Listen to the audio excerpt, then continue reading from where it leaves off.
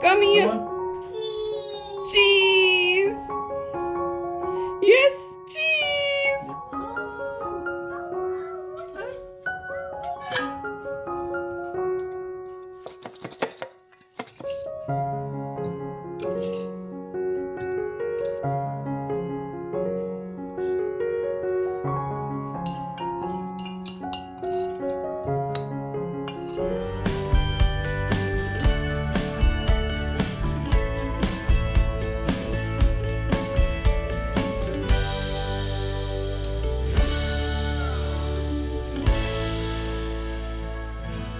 Hi everyone, Namaskar, Salam, Sat Sri Akal. Welcome back to Deep All in One channel. I hope you all are doing really well. सुबह के करीब 9:30 बजे हैं और morning routine is done. फिलहाल मैं आई हूँ ऊपर और यहाँ पे मुझे थोड़ा सा काम समेटना था।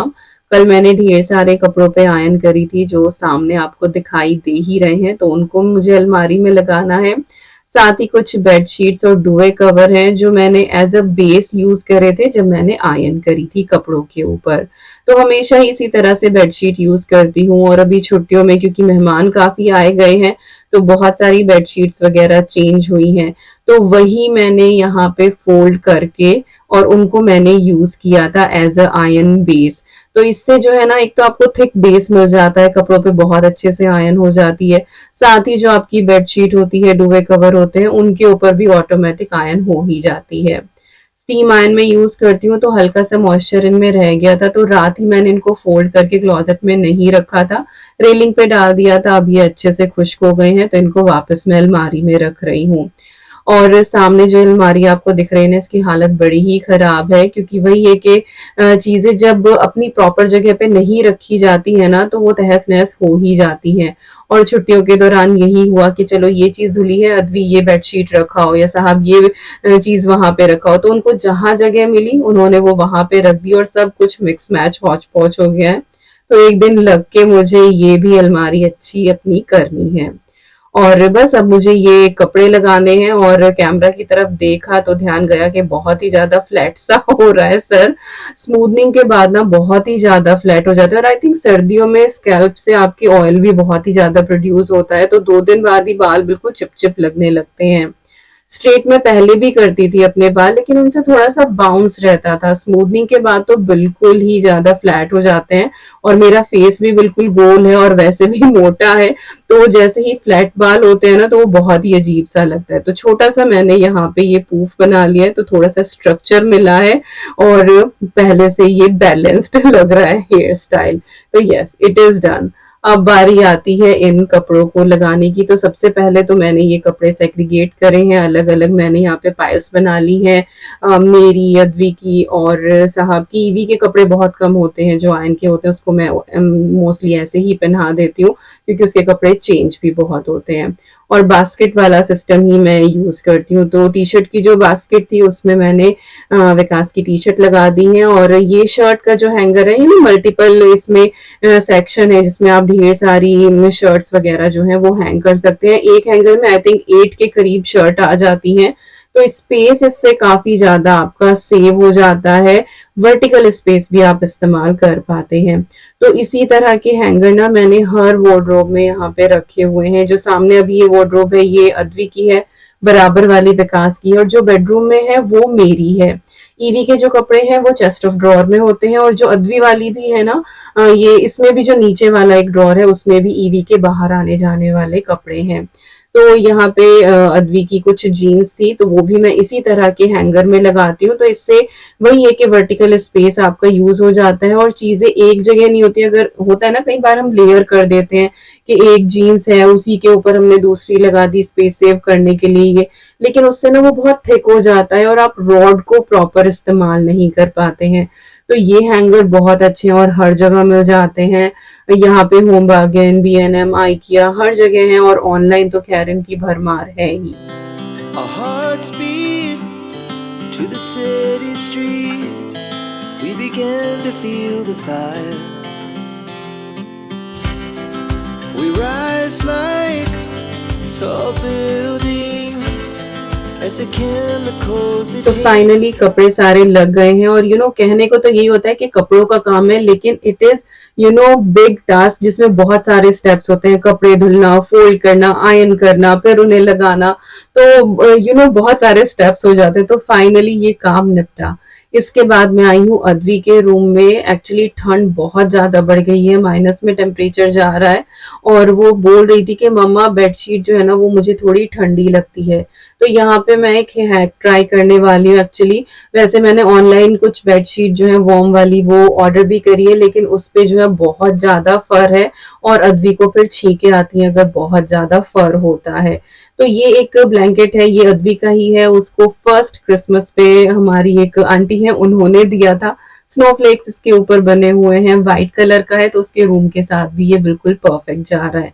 और ये पूरा जो है इतनी इसकी लेंथ नहीं थी कि पूरा ही ये कवर कर पाता, तो मैंने ऊपर पिलो वाला जो एरिया है वो छोड़ दिया है और नीचे का थोड़ा सा एरिया बचा है, तो वहां तक बस उसके पैर आते हैं। बट एटलीस्ट उसको जो है वो सोते टाइम थोड़ी सी वार्मथ मिलेगी नीचे से। And she is loving this one. और मैंने बिल्कुल ना इसको मैट्रेस के नीचे तक दबा दिया है, तो बहुत अच्छे से ये बिल्कुल फिट हो गया है और बिल्कुल भी नहीं खिसकता है।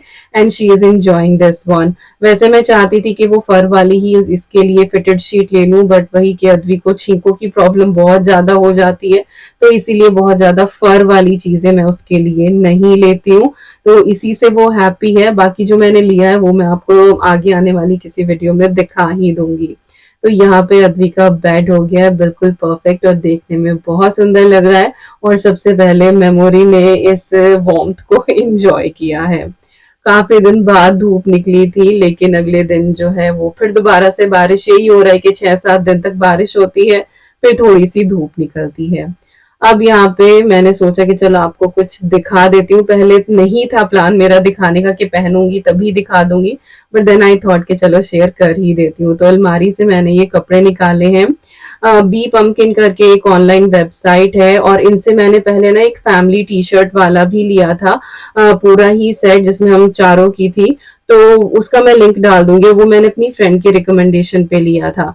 अभी मैंने कुछ हुडीज ली हैं अपने लिए, क्योंकि पिछले 4-5 साल से आप मुझे वही सेम पिंक और ग्रीन हुडी में देख रहे हैं, तो मुझे लगा कि कुछ अपने लिए ले लेती हूँ। इन सब के मैं लिंक दे दूंगी। तो पहली हुडी है ये नेवी ब्लू कलर की, जिसके ऊपर लिखा हुआ है I run a girl gang. और इसी तरह के डिफरेंट डिफरेंट स्लोगन वाली है, बहुत प्रिटी प्रिटी हैं, आप चेकआउट जरूर करना। पहली बार मैंने अपनी फ्रेंड के रिकमेंडेशन पे ये ली थी, मुझे बहुत अच्छी लगी थी वो टी शर्ट की क्वालिटी, इसीलिए मैंने इस बार फिर से ट्राई किया है। और बॉक्सिंग डे की सेल चल रही थी, तब मैंने ये सारी चीजें ऑर्डर करी थी, और ये काफी टाइम से आई रखी थी, बट मैं दिखा नहीं पाई। तो पहली हुडी वो नेवी ब्लू कलर की थी। दूसरी हुडी ये है I wear my heart on my sleeves, और स्लीव्स के ऊपर 2 हार्ट बने हुए हैं। एक हार्ट के नीचे इनो लिखा हुआ है और एक हार्ट के नीचे ईवी लिखा हुआ है। तो आप इसी तरह से अपने बच्चों के नाम से इसको पर्सनलाइज कर सकते हैं, स्लोगन चेंज कर सकते हैं। It is such a fabulous website actually, and I will highly recommend कि एटलीस्ट आप चेकआउट तो जरूर ही करना। आप खरीदो ना खरीदो वो अलग बात है, बाकी सेल भी इनकी काफी चलती ही रहती है। अच्छा, इनका ना वो फ्लीस वाला मटेरियल नहीं है कि बहुत ज्यादा वार्म है, लेकिन हाँ ये थिक है, जैसे यहाँ पे हीटिंग ऑन रहती है उस हिसाब से पहनने में ये बिल्कुल परफेक्ट है। तो आई थिंक कई सालों के बाद मैंने अपने लिए ये कुछ हुडी ली है। जैकेट मैंने आई थिंक 11 साल के बाद ली थी, जो मैंने मैंने कहा लिए क्रिसमस पे मुझे गिफ्ट ही मिली थी। और एक है ये वाली हुडी, इसके ऊपर लिखा हुआ है ममा वाइब्स। ये मैंने लास्ट व्लॉग में भी पहनी थी, आपने देखा होगा, तो पहन चुकी थी, बट फिर मुझे लगा कि दिखा रही हूँ तो सारा ही एक साथ दिखा देती हूँ। और साइज जो है वो मैंने लार्ज लिया है, क्योंकि हल्की सी लूज ही ये और बैगी स्टाइल में ही ये अच्छी लगती हैं। Our hearts beat to the city streets. We began to feel the fire. We rise like tall और ये buildings. है लास्ट हुडी, इसके ऊपर लिखा हुआ है ममाज गार्डन, और यहाँ पे फ्लावर बने हुए हैं, इनू और ईवी का नाम लिखा हुआ है, अद्वी अवनी का, और जो उनका बर्थ मंथ है उसका जो फ्लावर होता है ये वो फ्लावर वहां पे बने हुए हैं। तो इसी तरह से बहुत प्रिटी प्रिटी चीजें हैं। मैं सोच रही थी कि ये भी ऑर्डर कर दूं, वो भी ऑर्डर कर दूं, बट वही है कि खुद को थोड़ा सा कंट्रोल करना पड़ता है, रेस्ट्रिक्ट करना पड़ता है। तो मैंने ये 4 हुडी अपने लिए ऑर्डर करी हैं और इनकी फिटिंग भी बहुत अच्छी आई है, लेंथ भी इनकी परफेक्ट है। हुडीज में ना इस तरह की स्वेट शर्ट में यही, सॉरी हुडी नहीं है, स्वेट शर्ट्स हैं, हुडी नहीं है इनमें, बस पता नहीं कि मैं तब से हुडी ही बोले जा रही। तो हाँ, स्वेट शर्ट में यही होता है, कई बार ना ये ऊंची आती हैं, तो जिनकी बड़ी टमी होती है, जैसे कि मेरी बिग टमी है, तो वो बेली पूछ दिखाई देता है, तो वो इतना अच्छा नहीं लगता है, ठीक नहीं लगता है। बट इनकी लेंथ बिल्कुल प्रॉपर है और ये बहुत ही ज्यादा प्रिटी लग रही थी। आपको कैसी लगी है बताना जरूर। इसके अलावा मैंने एक ये 4 टी शर्ट का सेट लिया है और ये खाकी कलर में है। इसके ऊपर क्वीन लिखा हुआ है और जैसे कि मेरी डेट ऑफ बर्थ है लाइक 4th ऑफ अगस्त है, तो यहाँ पे 04 लिखा हुआ है। तो इसी तरह से सबका लिया है, लाइक अद्विका और अवनी का, तो उनका प्रिंसेस लिखा हुआ है। तो ये ईवी की है, इसके ऊपर 05 है क्योंकि उसकी 5 अक्टूबर है डेट ऑफ बर्थ। और इसके बाद यहाँ पे है ये अद्वी की, जिसके ऊपर 15 लिखा हुआ है, उसकी 15th ऑफ फैब है। यहाँ पर भी प्रिंसेस है। अद्वी का मैंने ग्रोन अप साइज में साइज स्मॉल लिया है, क्योंकि वही है कि उसकी हाइट ठीक हो रही है, तो उसको अब बड़ों का साइज आने लगा है, तो स्मॉल और एक्स्ट्रा स्मॉल उसका चलता है। मेजरमेंट के हिसाब से मैंने स्मॉल लिया था। और टी शर्ट जो है वो थोड़ी लूज भी सही लगती है, और फिर कई बार ये होता है ना कि ड्रायर में जो है वो थोड़ी श्रिंक हो जाती है। और ये है विकास की, जिसके ऊपर किंग लिखा हुआ है, बट अनफॉर्चुनेटली इसके ऊपर वो नंबर प्रिंट करना भूल गए। इसके ऊपर नंबर आना था, मैंने रिक्वेस्ट डाली हुई है, तो वो एक्सचेंज मुझे भेज रहे हैं। लाइक ये टी शर्ट भी हमारे पास ही रहेगी, लेकिन वो एक और भेज रहे हैं प्रॉपर नंबर के साथ। बट यहाँ पे मैं आपको ट्राई ऑन पूरा दिखा ही देती हूँ। तो समर में हम इसको पहनने वाले हैं। इस कलर की मेरे पास कोई भी टी शर्ट नहीं थी, आई थिंक हम चारों में से किसी के भी पास नहीं थी, तो बहुत ही ये अच्छी लगी और कंफर्टेबल सा इसका कपड़ा है। और अभी फिर मैं सबको बुला के आपको दिखा देती हूँ, सबका ट्राई ऑन पार्ट मैंने रिकॉर्ड किया है। सबसे ज्यादा जो एंजॉय है वो हमारी ईवी ने किया है। तो विकास बोल रहे कि बस किंग ही लिख दिया, लेकिन नंबर जो है वो रह ही गया। पता नहीं विकास के साथ ही क्यों ये जाती होती है हर बार, कि कुछ ना कुछ कमी रह ही जाती है। बट खैर, जब उनकी आ जाएगी ना टी शर्ट प्रॉपर नंबर के साथ, तो उसके बाद फिर मैं आपको दिखाऊंगी और एक फैमिली पिक्चर भी हम लगा देंगे। और ये है अद्वी की, तो थोड़ी सी लंबी आ रही है, but she is happy about it. उसको इसी तरह के जो कपड़े हैं वो पसंद आते हैं। अगेन सारी जो डिटेल्स हैं वो आपको डिस्क्रिप्शन बॉक्स में मिल जाएंगी। If you are interested, you are liking these product, then please go and check it out. और ये हमारी ईवी रानी, आप सबकी चहेती प्यारी, और पूरा खुश होके वो चीज बोल बोल के, उसको लग रहा था कि मम्मा फोटो ले रही है, देन शी वाज लाइक चीज, and she was super duper happy. और इतनी तेज आके विकास को धक्का मारा कि वो गिर ही गए। So yes, this is our crazy family. और यहाँ पे हम लोग एक फैमिली पिक्चर ले रहे थे। और लंच में जो है वो आज तहरी बनने वाली थी, तो उसकी मैंने कुछ भी रिकॉर्डिंग नहीं करी। लेकिन हाँ, आज जो है मैं ढेर सारे अचार बनाने वाली हूँ, तो आपको अभी अचार की रेसिपी देखने को मिलेगी।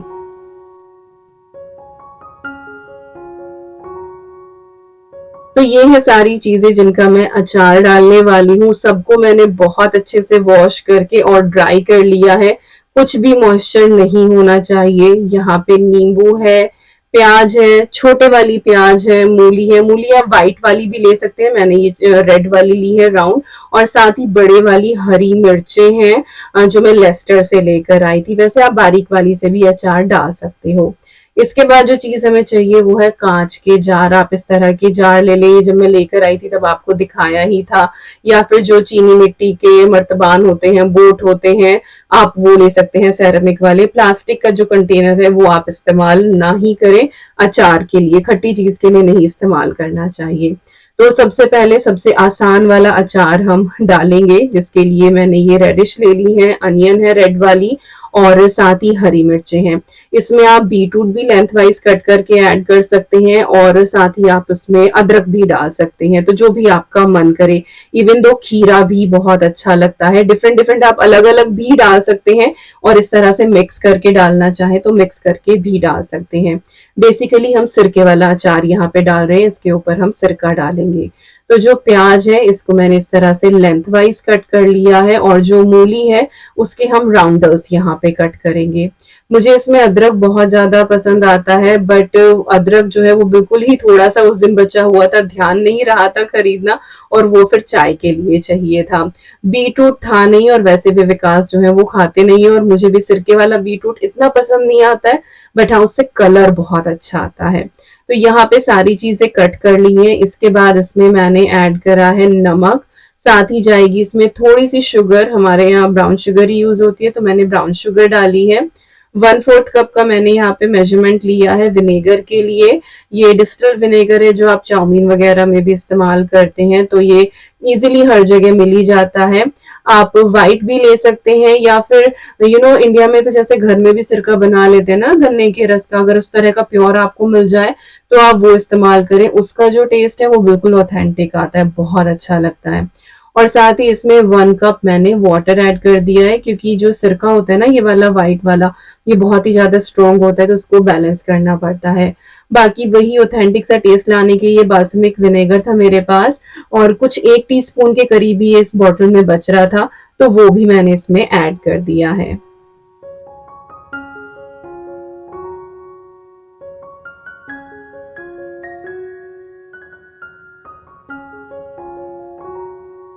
अब बस इन चीजों को हम एक बार अच्छे से मिक्स कर देंगे, लिड लगा के रख देंगे।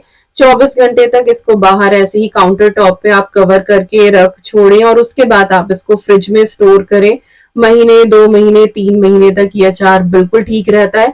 हालांकि मैंने क्वांटिटी कम बनाई है तो ये विद इन अ मंथ ही खत्म हो जाएगा और साग के साथ ये बहुत अच्छा लगता है, सिरके वाला अचार। इसके बाद जो है वो हम इंस्टेंट नींबू का अचार डालेंगे। अगर आपको इंडिया वाले नींबू मिले ना तो वो बहुत ही ज्यादा अच्छे हैं।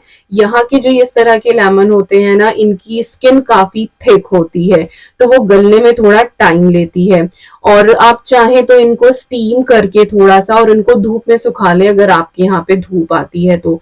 हमारे यहाँ धूप नहीं आती है तो मैंने वो वाला स्टेप किया ही नहीं, इसको मैं ऐसे ही गलाऊंगी। बट वही है कि अगर आपको बारीक छिलके वाला मिल जाए ना तो ज्यादा बेटर है। और वैसे तो यहाँ पे वो लाइम मिल जाता है ग्रीन, उसका छिलका थोड़ा सा पतला होता है लेकिन उसका टेस्ट अलग होता है। अचार के लिए यही वाला जो नींबू है वो इस्तेमाल किया जाता है, येलो। तो यहाँ पे मैंने इसको कट कर लिया है छोटे छोटे पीसेस में। इसके बाद मैंने इसमें ऐड करा है सॉल्ट। और जो ये नींबू का अचार है ये हम खट्टा मीठा बना रहे हैं। बाकी आप चाहें तो शुगर निकाल सकते हैं अगर आपको सिर्फ तीखा तीखा ही बनाना है। इसके बाद मैंने इसमें शुगर डाली है लगभग 2-2.5 टेबल स्पून के करीब, और नमक मैंने 1 टेबल स्पून डाला है। 1 टेबल स्पून ही जो है यहाँ पे मैंने इसमें हल्दी ऐड कर दी है। नींबू के अचार में जो है वो तेल वगैरह बिल्कुल नहीं जाता है, ना और कोई प्रिजर्वेटिव जाता है, क्योंकि ऑलरेडी नींबू का जो अचार होता है ना वो पानी पानी ही होता है और वो नींबू खुद से प्रिजर्वेटिव का काम करता है। थोड़ा सा मैंने यहाँ पे कलौंजी दाना इसमें डाला है और इसको हम अच्छे से यहाँ पे मिक्स कर देंगे। एंड वोला, हमारा जो अचार है वो रेडी है। बट हाँ, अभी खाने लायक ये नहीं है। खाने के लिए आपको 1 से 2 दिन का इंतजार करना पड़ेगा। अगर थोड़ी बहुत भी धूप आती है किसी खिड़की वगैरह में तो बोट में इसे भर के, कांच के जैसे मेरा जार है उसमें भर के आप उस विंडो में उसको रख दे तो थोड़ी सी धूप उसको दिख जाएगी। बाकी 2 दिन के लिए आप इसको काउंटर टॉप पे रख छोड़े तो ये हल्का सा गल जाएगा। बट हाँ, बीच बीच में आप इसको शेक जरूर करते रहें। जैसे कि मैंने ये अचार डाला है तो 2-3 घंटे बाद किचन में आते जाते मैं इसको थोड़ा शेक करती रहूंगी तो ना उससे वो मिक्स होता रहता है, नहीं तो जो मसाला होता है वो नीचे बैठ जाता है। तो 2 दिन के बाद फिर आप इसको चाहें तो फ्रिज में रख सकते हैं, वैसे बाहर भी ये खराब नहीं होता है, बट मैं इसको फ्रिज में रखना ही प्रेफर करती हूँ। तो बनाना जरूर, बहुत ही ज्यादा ये टेस्टी बनता है। हालांकि इस अचार में एक चीज मैं भूल गई थी जो मैं बाद में ऐड करूंगी, वो आप बाद में देखेंगे ही।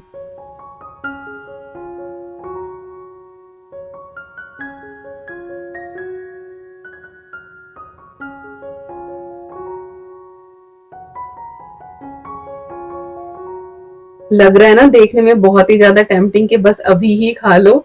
तो खैर 2 अचार हमारे बनके हो गए हैं तैयार। अब मूव करते हैं तीसरे अचार की तरफ और वो है प्याज का अचार। ये एक इंस्टेंट अचार है एक्चुअली। इसको आप साग के साथ भी खा सकते हो या फिर 1 घंटा रख के भी खा सकते हो। साग के साथ भी ये बहुत ज्यादा अच्छी लगती है, दाल मखनी के साथ भी बहुत अच्छा लगता है, और जैसे बाजरे की रोटी बनाते हैं ना अब सर्दियों में, तो उसके साथ भी ये बहुत ही ज्यादा अच्छी जाती है। तो ये बिल्कुल छोटे वाली अनियन है, अगर शैलेट्स आपको मिल जाए तो आप वो ले लें। यहाँ पे मॉरिसन पे ये छोटे वाली आई हुई थी तो मैंने फटाफट ग्रैब कर ली कि इनका मैं अचार डाल दी हूँ। और बस डायरेक्टली इनको जार में ही डालना है और फिर इनके ऊपर हम नमक डाल देंगे। 2 टीस्पून के करीब मैंने नमक डाला है क्योंकि थोड़ी सी ही प्याज थी ये। और ये है पंचफोरन मसाला जो बेसिकली एक अचारी मसाला होता है। तो मैं हाथ पे लेके आपको दिखा भी देती हूँ ताकि आपको एक एक सीड इसका दिख जाए।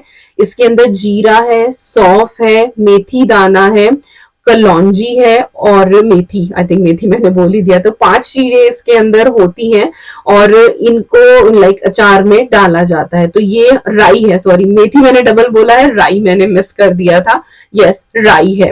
तो मैंने कुछ 2 टीस्पून के करीब इसके अंदर डाली है और थोड़ी सी कलौंजी मैंने एक्स्ट्रा इसके अंदर डाली है क्योंकि इसका फ्लेवर बहुत अच्छा आता है।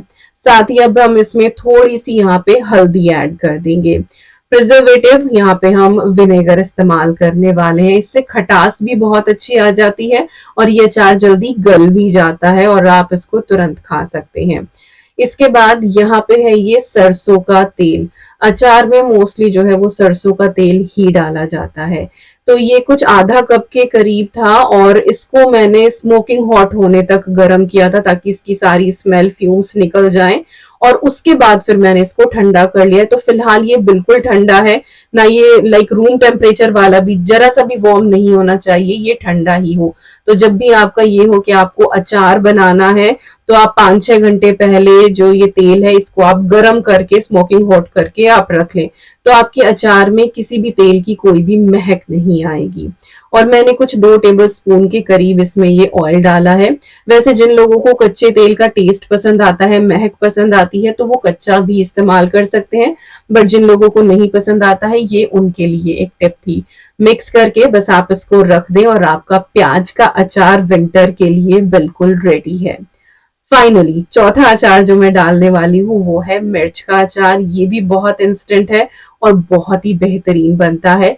ये रेसिपी आई थिंक मैंने पहले भी शेयर करी है, सिरके वाली भी मैंने पहले शेयर करी है, बट हाँ नींबू का अचार जो है वो मैं पहली बार यहाँ पे शेयर कर रही हूँ। हालांकि बनाया पहले मैंने कई बार है, बट वही है कि जब से चैनल बना है तब से मैंने शेयर नहीं किया है क्योंकि ऑलरेडी रखा हुआ था।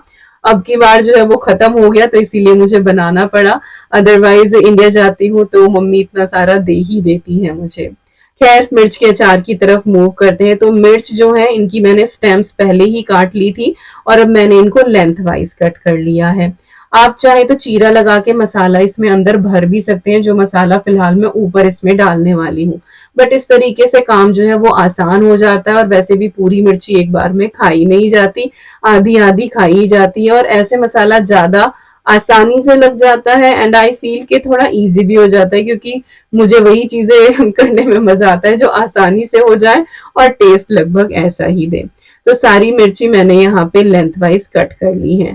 अब हम यहाँ पे मसाला रेडी करते हैं। तो ये वही है पंचफोरन मसाला हमारा। तो इसको हम कोर्सली ग्राइंड कर लेंगे। तो 2 टेबल स्पून मैंने यहाँ पे लिया है। मिर्ची आपने देख ही ली थी, बिल्कुल उंगली के साइज की हैं ये, कुछ 15-20 के करीब थी। तो उसमें 2 टेबल स्पून इनफ रहता है और इसको हमें बिल्कुल पाउडर नहीं करना है, कोर्सली ग्राइंड करना है।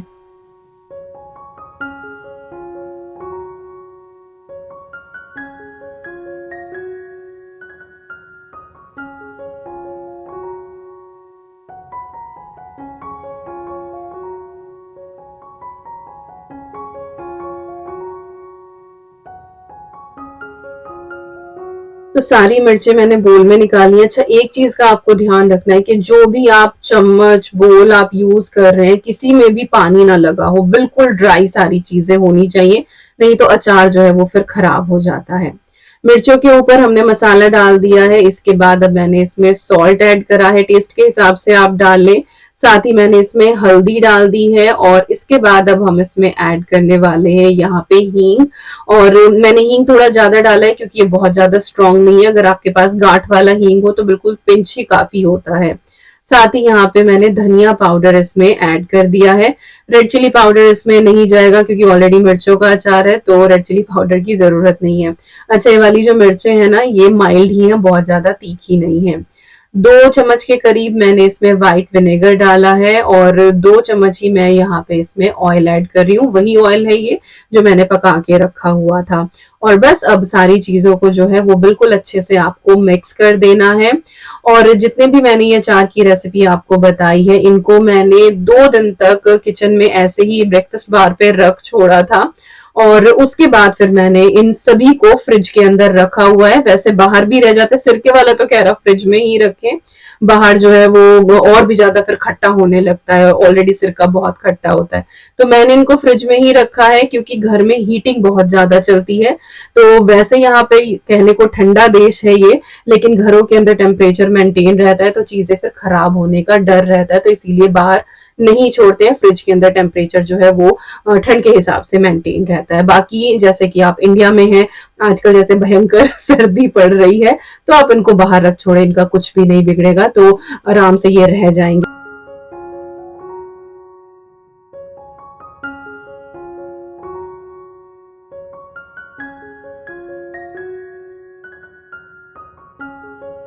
और एक्सप्लेन इतना इसीलिए कर रही हूँ क्योंकि सवाल फिर आते हैं और मुझे लगता है कि जितना मैं वीडियो में बता दूं उतना बेटर है, क्योंकि कमेंट वगैरह जो है कई बार आप लोग रिप्लाई चेक नहीं करते हैं।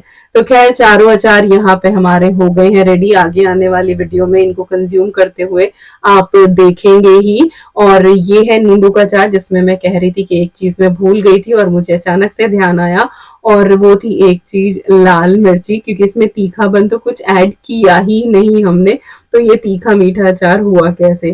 तो यहाँ पे 1 टेबलस्पून भर के मैंने रेड चिली पाउडर का ऐड करा है और बहुत ही अच्छा इससे रंग भी आ जाता है और खैर टेस्ट तो बदल ही जाता है। तो अच्छा हुआ मुझे याद आ गया, कहीं ऐसा ना होता कि बिल्कुल गल ही जाता और तब मुझे ध्यान आता, क्योंकि मुझे देख के लग रहा था कि बहुत पीला पीला रहता है। देन स्ट्राइक कि अरे दीपिका, मिर्ची तो डाली ही नहीं इसके अंदर। तो खैर, यहाँ पे नींबू का अचार जो है फाइनली हमारा डन हो गया है और बहुत अच्छे ये अचार डले हैं, हम अच्छे से इंजॉय कर रहे हैं। एंड आई होप आपको इन चारों अचार की रेसिपी पसंद आई होगी, आप लोग जरूर ट्राई करेंगे और अपना फीडबैक देना बिल्कुल ना भूलें कि आपके अचार कैसे बने। आई होप आपके बहुत अच्छे बनेंगे। और बस इसी के साथ एंड करती हूँ आज की वीडियो का। आई होप आपको ये छोटी मोटी टिप्स ट्रिक्स जो कुछ मैं बताती रहती हूँ वीडियो में वो पसंद आए होंगे। मिलती हूँ आपसे नेक्स्ट ब्लॉग में। Till then you guys take care and I am sending lots and lots and lots of love to you all. Thank you so much for watching. Take care and bye bye.